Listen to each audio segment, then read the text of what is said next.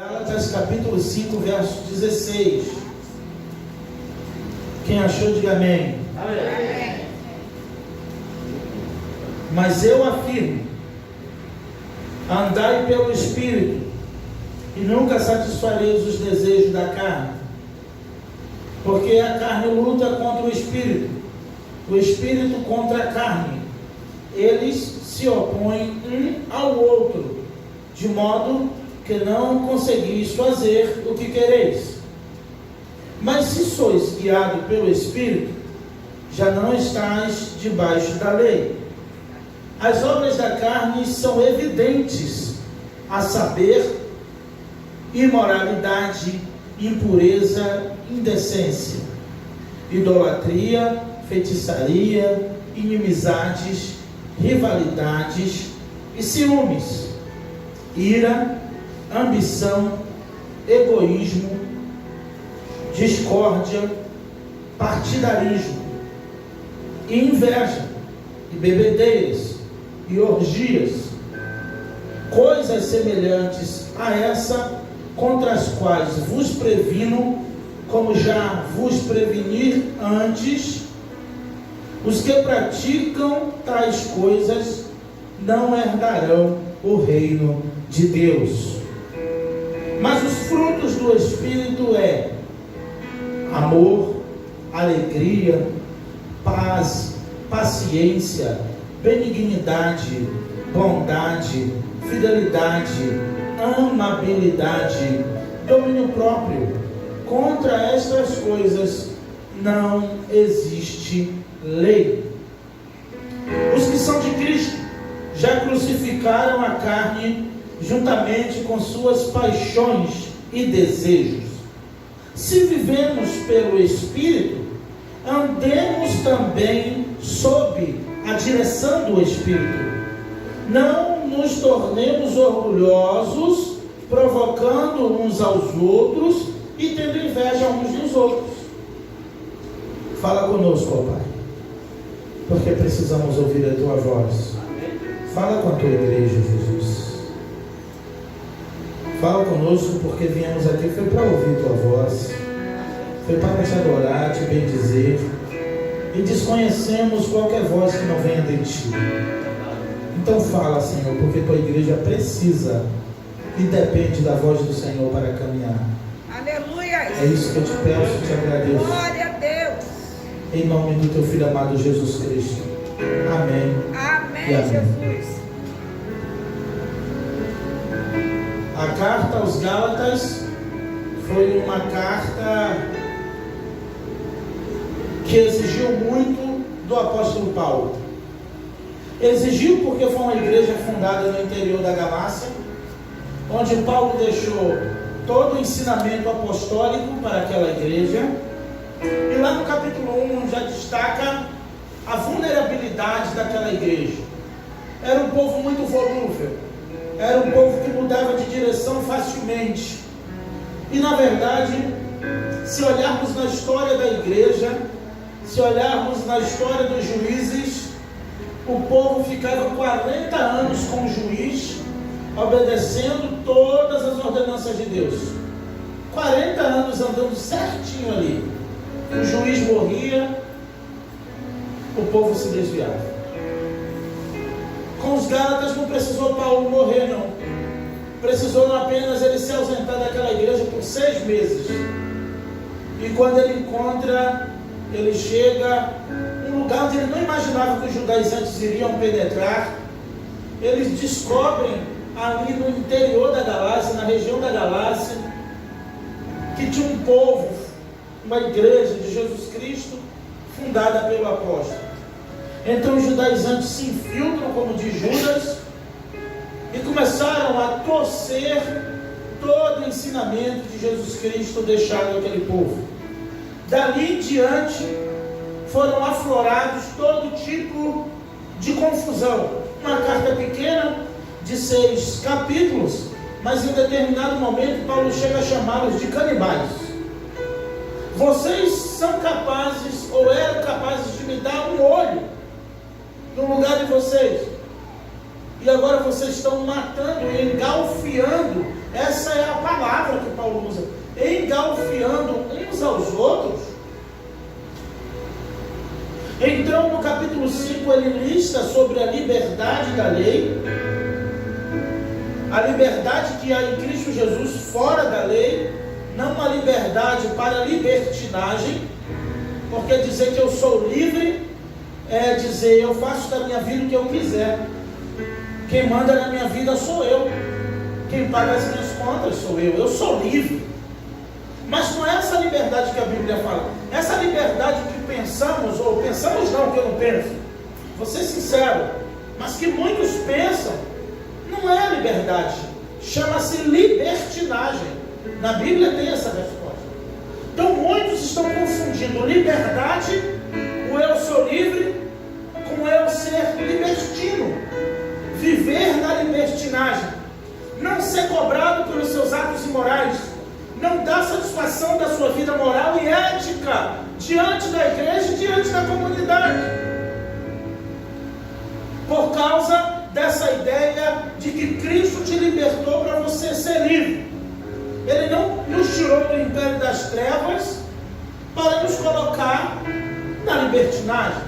Mas a liberdade que há em Cristo Jesus é de não estarmos submetidos ao jugo da lei. Esse é o contexto que tanto a carta aos Gálatas, aos Coríntios, tantas as outras do Novo Testamento vai falar. Não confundam liberdade com libertinagem. E por confundir isso, que muitos estão ou vivem se perdendo no próprio ego, se perdendo na própria vontade e nos próprios desejos e prazeres, e chamando isso de liberdade. Então eu pergunto, você é livre? Jesus diz, se o Filho vos libertar, verdadeiramente sereis livres. Então Jesus quis dizer para aqueles fariseus que existe uma falsa liberdade, porque ele enfatiza, verdadeiramente sereis livres. Se o Filho vos libertar, vocês serão livres de verdade, não livres de mentira, não livres como vocês pensam. E Paulo lista uma sequência de obras que aquela igreja vivia e mostra o contraste do que é de fato ter o Espírito Santo, do que é de fato ter o Espírito de Deus e do que é de fato ser livre. Um autor comparou a luta do Espírito contra a carne como dois cavalos em uma carroça ou em uma carruagem. Só que um de linhagem nobre, um de uma raça boa, nobre, adestrado, e o outro selvagem, mas ambos na mesma carroça, na mesma carruagem. Então você imagina um cavalo nobre querendo andar marchando, como numa marcha de 7 de setembro, o cavalo andando e um cavalo selvagem, um com a bride de um lado e o outro com a bride do outro, puxando ambos a mesma carroça ou a mesma carruagem. Assim é a nossa carne, na luta da carne contra o Espírito. O lado selvagem, o lado que foi afetado pelo reino parasita, que é a nossa carne, e o lado nobre, educado, gentil, amável, doce, que é o Espírito Santo. Há quem compare também como dois cães, o que você alimenta bem e o que você não alimenta, e o qual que vai ficar mais forte, o que mais alimenta. Embora essa ilustração seja fraca para a profundidade do que Paulo apresenta nesse texto, representa a nossa luta diária contra nós mesmos. Paulo várias vezes vai dizer, eu esmurro a mim mesmo. Ele diz aos romanos, miserável homem que sou, porque como um homem interior eu tenho prazer na lei de Deus, mas como um homem exterior, isto é, na minha carne, eu tenho prazer no pecado. Porque eu não conheceria a cobiça se a lei não me dissesse não cobiçarás. Só porque ela me diz para não cobiçar, eu cobiço. Se na lei não dissesse nada, eu não estaria sob sob julgamento. Porque onde não há lei, não há pecado. Onde não há regras, não há erros. Porque não existe uma regra, uma lei pré-estabelecida sobre aquilo. Então o apóstolo Paulo, discutindo e lançando sobre eles uma carta para mostrar de fato o que é ser cheio, o que é ser pleno e o que é andar no Espírito. Não tem como eu ter o Espírito e não andar no Espírito. Não tem como eu dizer que tenho o Espírito e não andar sob a direção do Espírito. Quando você está na direção de um veículo, ele está em suas mãos. Você o conduz para onde quer. Já pensou você entrar no carro, você quer virar para a esquerda e ele quer virar para a direita? Mas não, você, ainda mais com a tecnologia de hoje, até com o dedo você o conduz. Uma máquina daquela, uma potência, você pega uma Ferrari de mais de 300 cavalos de potência e com o dedo você domina aquele veículo para a direita, para a esquerda, para onde você quer. Mas infelizmente o apóstolo Paulo apresenta que existem crentes ruins de manobra. Existem crentes que não deixam o Espírito Santo assumir a direção da sua vida. E o questionamento de Paulo é esse: se os tais de fato são de Cristo. Você acha que se o teu veículo é um objeto, é um ser inanimado, mas você acha que se o teu veículo pudesse escolher, ele passaria nas estradas esburacadas ou nas pistas lisas? Se ele pudesse te dizer, no dia de chuva, para sair ou para ficar em casa, você acha que ele escolheria o quê? Passar onde tem lama, ele iria escolher isso? Isso é um objeto, é um exemplo. Mas se nós temos, ou dizemos que temos, que é Paulo que vai dizer, se é que tem, não sou eu. Eu não estou questionando a espiritualidade de ninguém. Eu não estou questionando a tua vida com Deus. Eu não estou questionando a tua vida de oração. Porque não tem como adivinhar o que você faz em casa. Nos vimos aqui no momento de culto. Nos vimos aqui nos horários de congregar, de reuniões, de orações. Eu não posso julgar você. Eu não posso julgar a tua vida com Deus. Mas você pode, à luz desse texto, saber de que lado você está. É uma avaliação para você mesmo.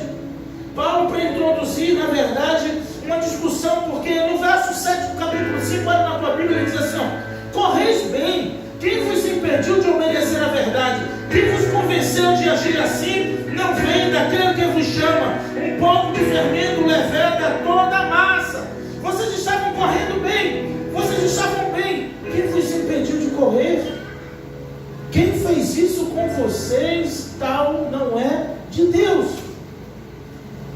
Porque ninguém que corrompe a ideia, ninguém que perverte a fé do outro, ninguém que é usado como instrumento de desânimo para o outro, não vem de Deus. Meu Deus, glória a Deus, Senhor. Ninguém que é usado para depreciar o outro, a fé do outro, não provém de Deus. Essa foi a discussão, essa igreja chamada igreja canibal.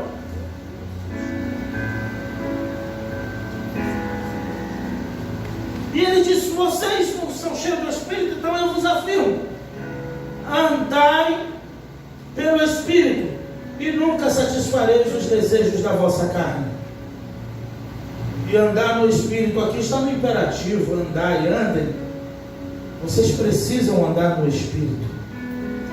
Porque a carne luta contra o Espírito luta contra a carne, essa se opõe um ao outro, de modo que não conseguireis fazer o que quer. Porque ele diz em Romanos 8, o bem que quero fazer não faço, quando quero fazer o bem, o mal está comigo. O que eu mais amo eu não faço, o que eu mais odeio eu me pego fazendo. A luta da carne contra o Espírito, do Espírito contra a carne, como dois boxeadores dentro de nós, com os punhos levantados dia e noite, a carne contra o Espírito e o Espírito contra a carne. A luta do cristão maior não é contra o diabo, porque já tem quem peleja por nós contra o maligno. A luta maior do cristão é contra si próprio. O nosso maior inimigo somos nós mesmos. A nossa natureza pecaminosa, a carne, a vontade, o desejo de fazer. Um se opõe ao outro, um luta contra o outro, de modo que não conseguimos fazer o que quer. Mas, olha o 18 comigo, mas se sois, e Paulo coloca uma condição, mas se sois guiados pelo Espírito, já não estáis debaixo da lei. Se vocês são guiados pelo Espírito, não podem praticar as obras da lei.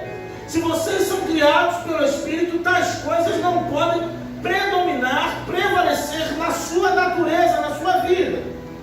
Tem que ser sufocada, tem que ser mortificada.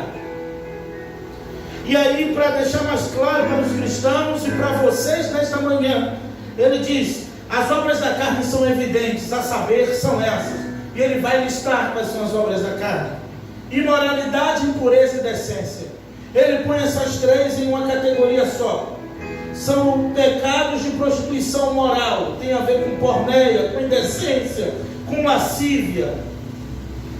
Possivelmente na região onde a igreja dos Gálatas estava, o que predominava na época era a imoralidade sexual através dos ritos de idolatria a outros deuses.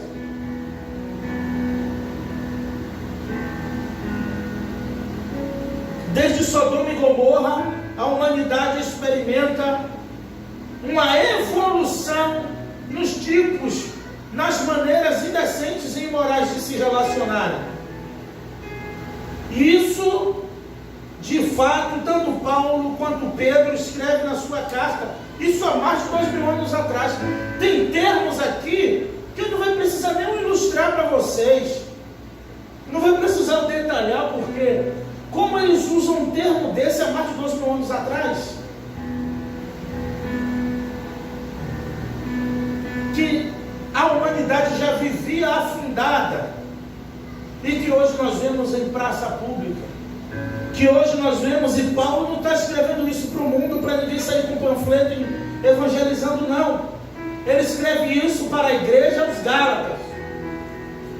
Por isso que o eis que estou à porta e bato era só para visitante, estava em tudo que é folheto e panfleto, para entregar ao rapaz que está lá fora. Eis que estou à porta e bato, se você abrir e ouvir a minha voz, eu entro. Mas ele estava escrevendo para a igreja de Laodiceia. Esqueceram de colocar o contexto no folheto.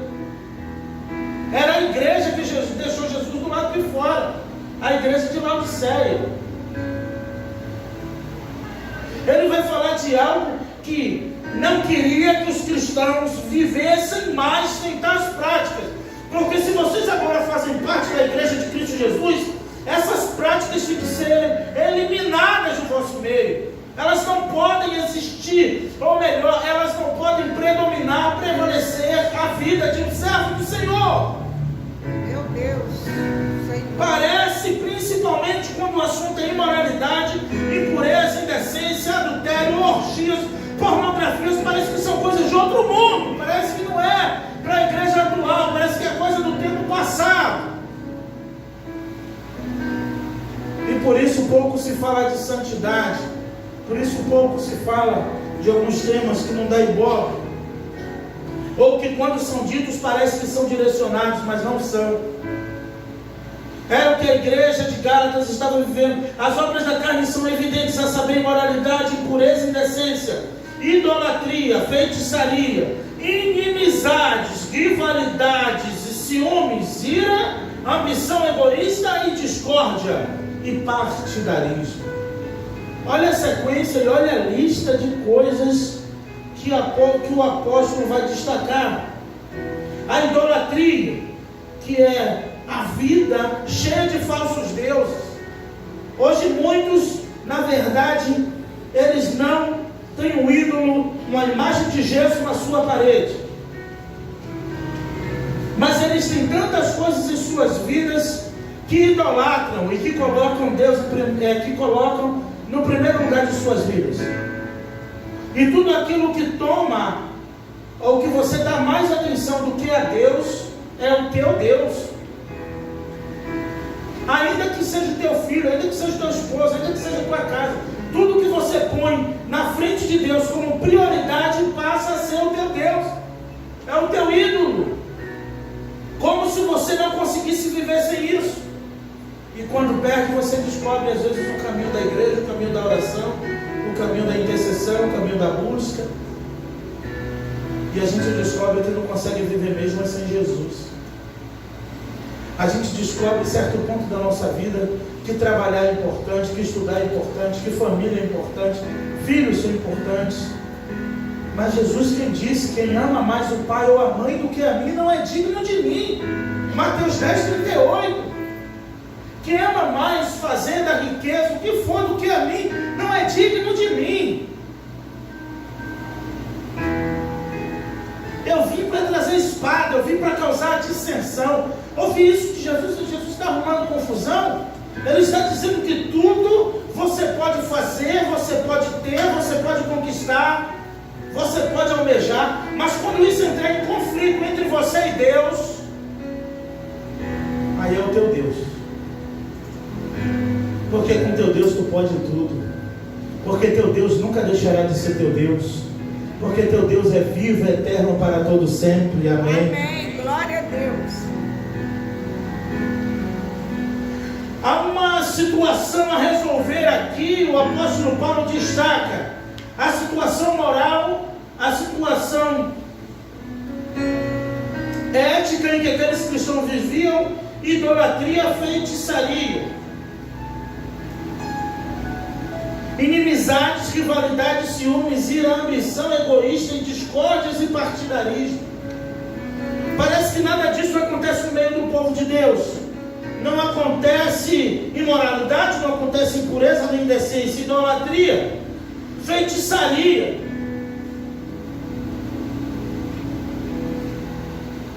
E a feitiçaria a gente associa a pessoa que vai lá na encruzilhada, prepara uma coisa lá para alguém, e a gente passa desejando mal para alguém, e a gente passa às vezes no veículo, ou de longe, ou até, e fala, está repreendido em nome de Jesus. Mas Balaão era um profeta feiticeiro, que ganhou ouro só para amaldiçoar Israel. Pelo menos ele ainda ganhou a bolsa de ouro. E quem amaldiçoa gratuitamente? E quem amaldiçoa sem ganhar nada em troca? Verdade. Talvez eu e você não saiba, talvez você não faça ideia, nem eu. E é bom que nem façamos. Mas quantas talvez maldições, pragas são lançadas sobre a minha e a tua vida e não prevaleceu, não vai prevalecer e não prevalecerá, porque a mão de Deus está sobre a minha e a tua vida. Você garante se não é feito um feitiço para você? Você garante se não tem alguém que está esperando você cair? Você garante se não tem alguém desejando a tua morte? Eu não garanto, mas eu me garanto na cruz de Cristo que está sobre a minha vida e a tua vida. Glória a Deus. Aleluia. Mas é coisa séria, é listada, é ditada na Bíblia. Existe. Acontece. Muitos brincam de ser cristão, mas o inimigo não brinca de ser inimigo, não. Deu brecha, ele usa. Jesus tinha acabado de dizer a Pedro que tu és pedra, e sobre esta rocha que sou eu, edificarei a minha igreja, e as portas do inferno não prevalecerão contra ela, e eu preciso morrer. E Pedro, no mesmo momento em que recebe um elogio desse do mestre, ele diz, eu morro no teu lugar. Jesus volta e diz, para trás de mim, Satanás. Por que, Pedro, tu deixa Satanás encher a tua boca? Pedro, Jesus disse, para trás de mim, arreda de mim, Satanás. E olha, Pedro, por que tu deixou Satanás encher tua boca? Estava indo tão bem. Era só ficar calado e deixou Satanás encher tua boca. Feitiçaria no meio da igreja. Tudo isso aqui no meio da igreja. Tudo isso aqui que Paulo está dizendo é para a igreja. Essa carta foi lida na igreja, aos Gálatas. Não é para ser lida aí do portão para fora, da o irmão Paulo Pinheiro, ali que está na portaria. Lê os Gálatas aí para quem está passando na rua. Impureza, imoralidade, pornéia, prostituição, idolatria. Olha, é bonito, né? Olha o para quem está passando, para quem está saindo de um bar, para quem está saindo de uma festa às 4 horas da manhã cambaleando, é muito fácil. Mas esta carta foi para dentro da igreja de Gálatas. Esta carta foi para os cristãos. E Paulo está dizendo algo que acontecia no meio deles.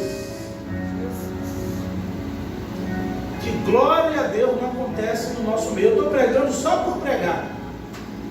Só para não ficar sem sermão hoje de manhã. Pensei, tem que pregar, né? Vou preparar esse texto aqui. Só por pregar, tá? Leva mal, não. Mas é igual aqueles pregadores, começar a se desculpar antes do que vai dizer. Ó, confirmação. Amém. Glória a Deus. Inimizades. Opa, olha que coisa linda. Isso também não acontece, não. Olha, gente, eu fui infeliz nesse sermão. Inimizade? Inimizades? Que palavra é essa?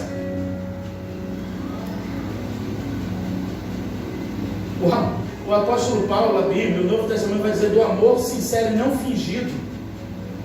A inimizade é uma desgraça que se infiltrou desde o momento em que Jesus, já desde o momento entre os irmãos, no momento da queda, quando você imagina o quê? Que Eva depois não teve uma DR com Adão, quando ele diz assim, foi a mulher que tu me deu, Senhor, ela que me fez pecar. Tu acha que depois Eva não chamou Adão no particular e vem cá, te obriguei a alguma coisa? Ali já começou a primeira discussão no canal da família. Ou você acha que Eva ia deixar aquilo barato? Ah, Adão, tá bom, depois a gente conversa. Já expulso do jardim, perdeu tudo, imagina. Senhor, foi a mulher que tu me deu, ela que fez pecar. Já começou a inimizade ali. Os irmãos, quando um mata o outro no campo, a Caim mata Abel, a inimizade é a artimanha de Satanás para destruir o povo de Deus. Ele cria inimizade entre um contra o outro, porque Jesus disse que um reino dividido, uma casa dividida não prevalece. Verdade, Deus.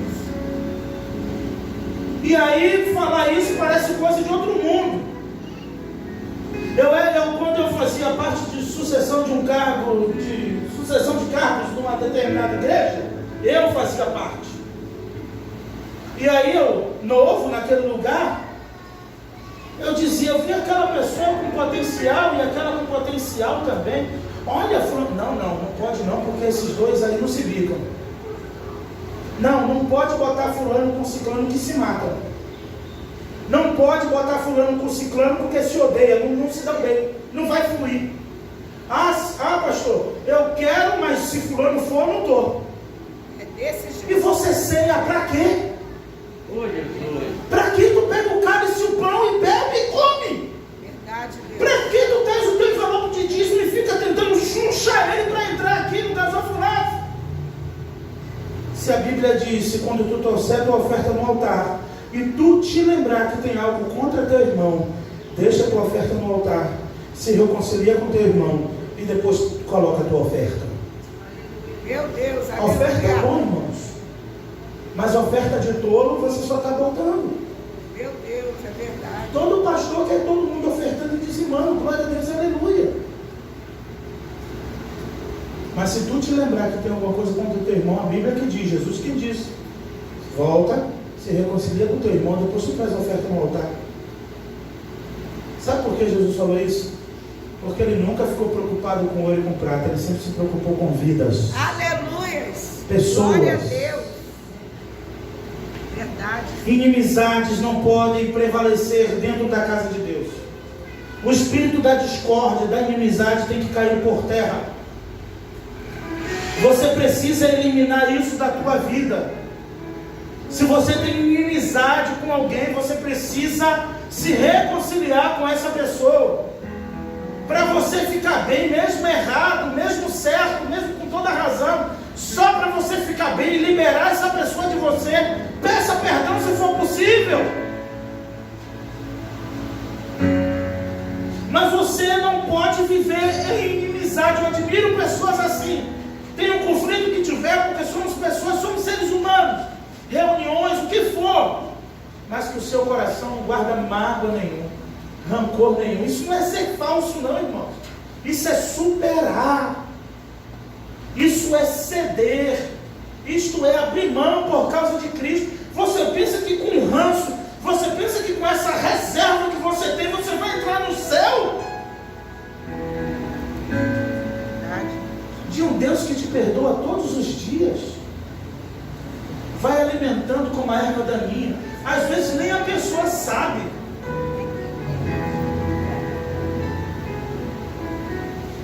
E você alimenta uma ira, alimenta um ódio, inimizade. Outra coisa que não tem, eu vou só listar mesmo por listar. Rivalidade. Ninguém quer ser melhor que ninguém quer nada não. A rivalidade, isso Jesus encontra nos discípulos lá, nos 12. Vai lá, Mateus, Marcos, Lucas e João. Quantas vezes Jesus chega e está aí? Quando Jesus chega, o que vocês estavam falando aí? Sabe o que eles diziam para Jesus? Nada não, mestre. Está tudo bem. E aí o autor escreve: mas Jesus sabia que eles estavam discutindo quem seria o maior no reino dos céus. Num determinado momento eles estão discutindo. Jesus pergunta de novo. Eles desconversam. Jesus olha para uma criança e puxa a criança e põe perto deles. Não foi dos fariseus não, foi dos discípulos. Quem quiser entrar no céu tem que se converter como uma criança. Uma mãe decidiu fazer um pedido muito legal que gerou uma confusão entre os discípulos sem precedentes. A esposa de Zebedeu, a mãe de Tiago e João, ela chega para Jesus, tá os discípulos todos sentados. Claro, eles foram dos primeiros a chegar, foram dos primeiros dos 12.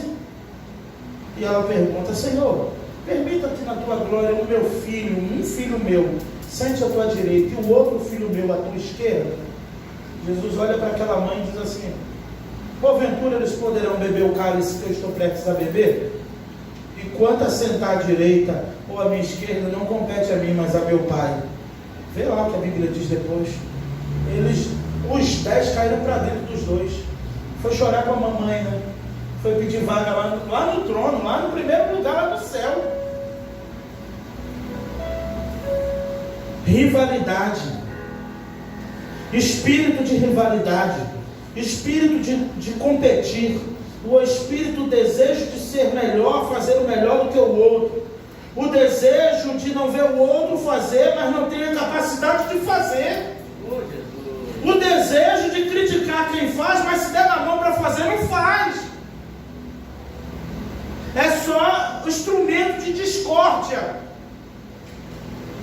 É isso que a rivalidade faz.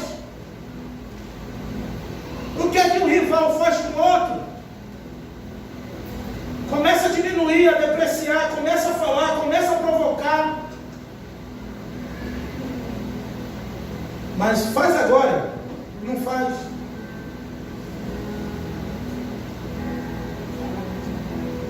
Quantas vezes no UFC, no boxe, eu vou te pegar, eu vou fazer, eu vou fazer acontecer aquela luta histórica, né, daquela Ronda Rousey, aquela mulher que batia em todo mundo, e eu vou pegar ela, eu vou amassar, eu vou fazer. A brasileira pegou ela, arrasou com ela, que a humilhação foi tanta que ela desistiu do esporte do UFC. A única surra que ela tomou. Porque o espírito de rivalidade dá a sensação no rival de se achar algo que não é, de se achar algo além do que convém, de achar que faz melhor, que é melhor, mas na hora do combate, no primeiro round cai, não aguenta a pressão, não é resiliente. Rivalidade, ciúmes, ira, ambição egoísta, discórdia e partidarismo. Olha só, tudo o que acontece. Paulo escreveu aos Coríntios e diz: olha, eu estou sabendo que entre vós estão dizendo aí um que é de Paulo, outro que é de Cefas, outro que é de Apolo. Olha só, vocês estão divididos, mas nós estamos juntos. Eu, Paulo e Pedro. Eu, Paulo, Apolo e Pedro. Vocês estão se matando aí. Eu sou de Paulo, eu sou de Apolo, eu sou de Cefas. Porventura está Cristo dividido ou vocês foram batizados em nome de Paulo? Graças a Deus que não batizei nenhum de vocês, Paulo dizendo aos Coríntios.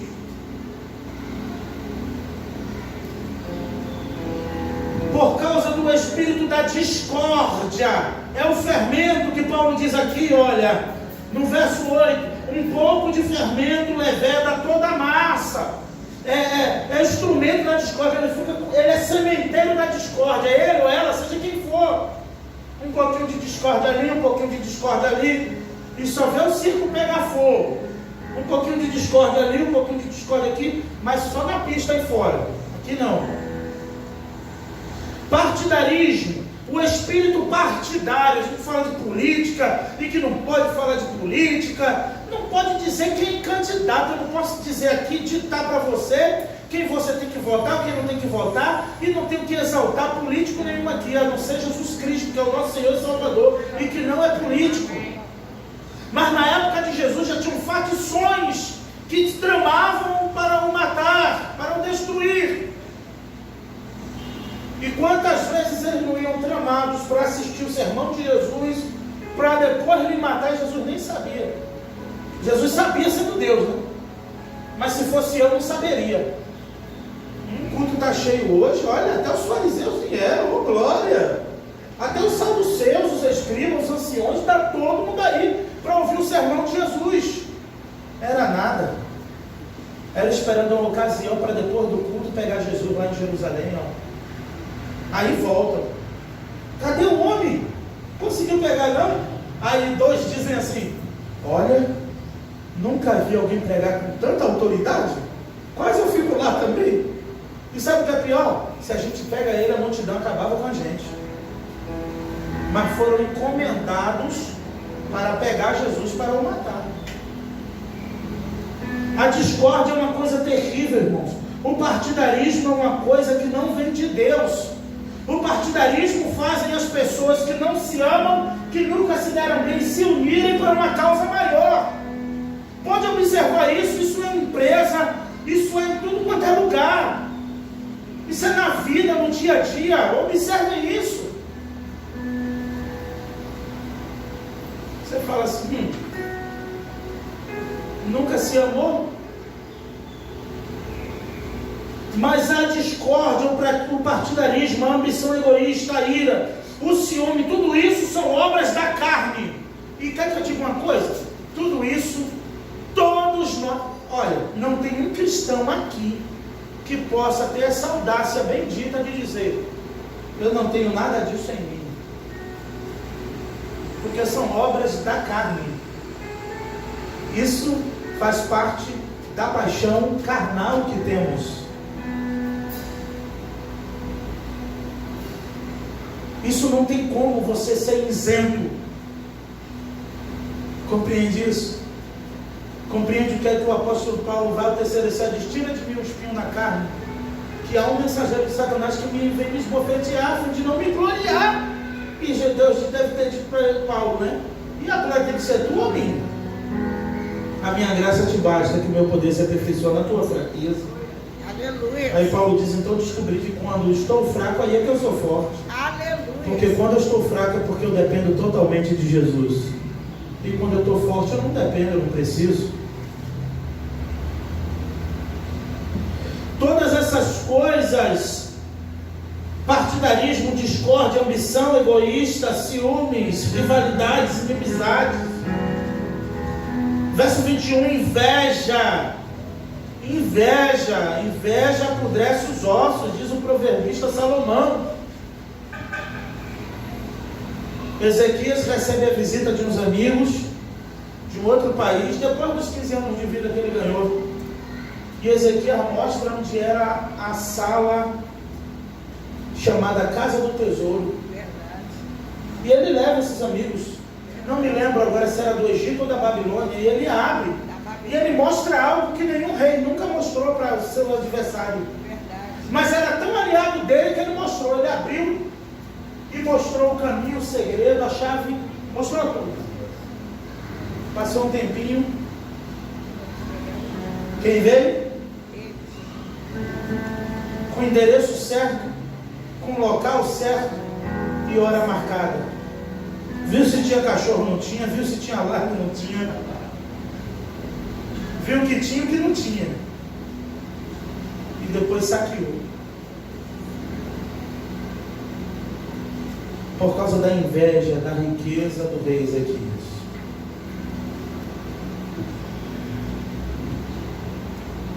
Inveja, bebedeiras.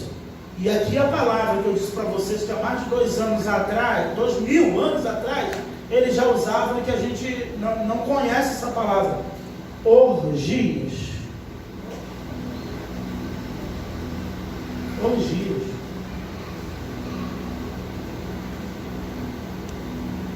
Coisas semelhantes a estas, contra as quais eu vos previno, como já vos prevenir antes. Os que tais praticam não herdarão o reino de Deus. Uma coisa é isso, está entranhada na nossa natureza. Uma coisa é lutarmos dia e noite contra isso. Outra coisa é viver nestas práticas. Se você vive em uma dessas práticas, você não herdará. Ou quem vive assim não herdará o reino de Deus.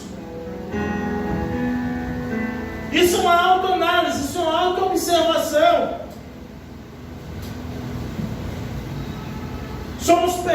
Somos pegos diariamente em um pecado, em um erro ou outro, caímos em si, pedimos perdão a Deus e mortificamos.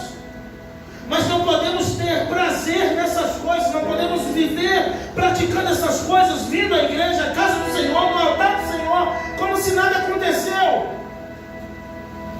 E o fato de não ter uma punição numa lei para isso, não tem punição contra a inimizade, não tem ocorrência contra a rivalidade, não tem denúncia contra a idolatria, contra a impureza, não tem queixa contra ciúmes, contra a ira, contra a ambição, contra a discórdia, contra o partidarismo. Não tem disciplina contra nada disso na igreja. Parece que se tiver disciplina contra uma coisa dessa, não tem amor. Agora, agir biblicamente é falta de amor. Verdade, Deus. Agir biblicamente como a Bíblia orienta, dizendo que um abençoado que não vai entrar no reino de Deus, fariseu. Verdade. Onde está o amor? O amor de Jesus é vai e não peques mais para que não te aconteça coisa pior. Meu Deus. O amor de Jesus foi ver um bocado de cambista. Eu falei na aula quinta-feira aqui. Jesus me ama, Jesus me ama. Jesus entrou no templo, viu os cambistas lá, surrupiando a casa de Deus. Ele pegou, foi um chicote, deu nas costas de todo mundo, jogou a mesa para cima.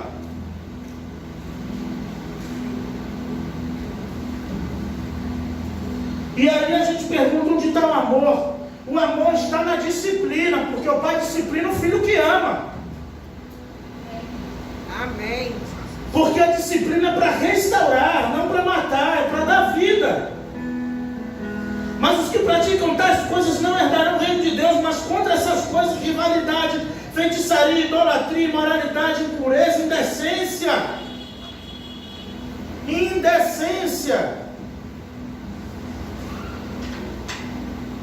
Não quero falar de usos e costumes, não quero falar da vida de ninguém. Mas estamos na casa de Deus. Mas aqui não é outro lugar senão a casa de Deus.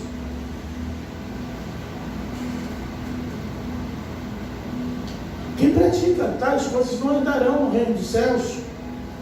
Mas o fruto do Espírito, agora vem o fruto do Espírito, o fruto nobre é o amor, a alegria, a paz, a paciência, a benignidade, a bondade, a fidelidade, amabilidade, domínio próprio. Contra estas coisas não existe lei.